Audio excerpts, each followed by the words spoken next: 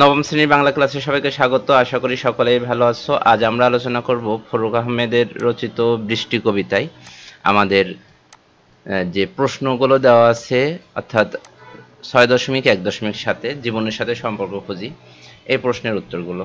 তো আমাদের প্রথম প্রশ্ন হচ্ছে, বৃষ্টি কবিতায় কবি কি বলতে চেয়েছেন? অর্থাৎ এই কবিতার মূল ভাবটি কিন্তু আমরা এখানে লিখতে পারি।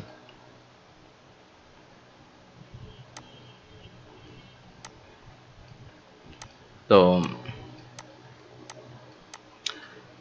আমি এই ভিডিওটি আর পড়ে শোনাবো না, কারণ তোমরা সবাই পড়তে পারো। আর তোমরা আমি কিছুক্ষণ এই স্ক্রিনটা এভাবে রাখছি, প্রায় 30 সেকেন্ডের মধ্যে। পরবর্তীতে আমরা পরবর্তী প্রশ্নটা দেখাবো।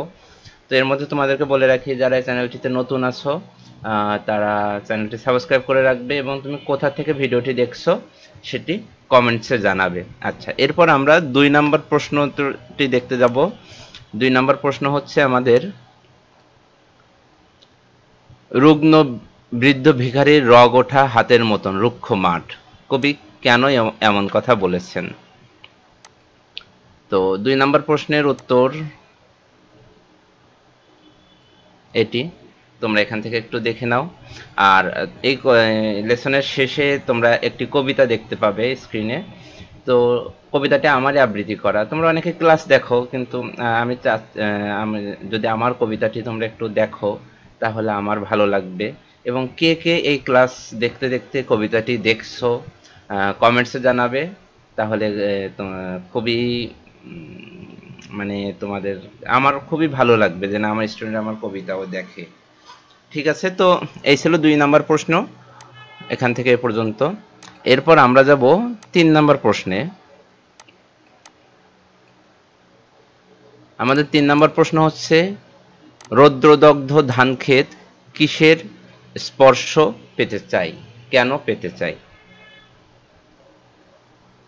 তো আমাদের 3 নাম্বার প্রশ্নের উত্তর হচ্ছে, এখানে আমরা চলে যাচ্ছি।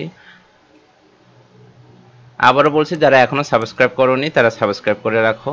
আমি দেখি আমার ভিডিওগুলো অনেকেই দেখো তোমরা, কিন্তু কেউ সাবস্ক্রাইব করতে চাও না। যদি সমস্যা না থাকে তাহলে একটু সাবস্ক্রাইব করে রাখলে আমারও ভালো লাগে। একটা ভিডিও তৈরি করতে কিন্তু অনেক সময়ের প্রয়োজন হয়। আচ্ছা, যাই হোক, এই হচ্ছে আমাদের 3 নাম্বার প্রশ্ন এ পর্যন্ত।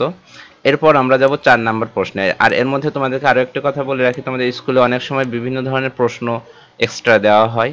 সে প্রশ্নগুলোর উত্তর যদি জানতে চাও, আমার কমেন্টস বক্সে কমেন্টস করবে, আমি কমেন্টসে তোমাদের উত্তর লিখে পাঠিয়ে দেবো। তো এরপর পরের প্রশ্ন হচ্ছে, বৃষ্টির সঙ্গে মানুষের জীবনযাপনের সম্পর্ক কি, লেখো।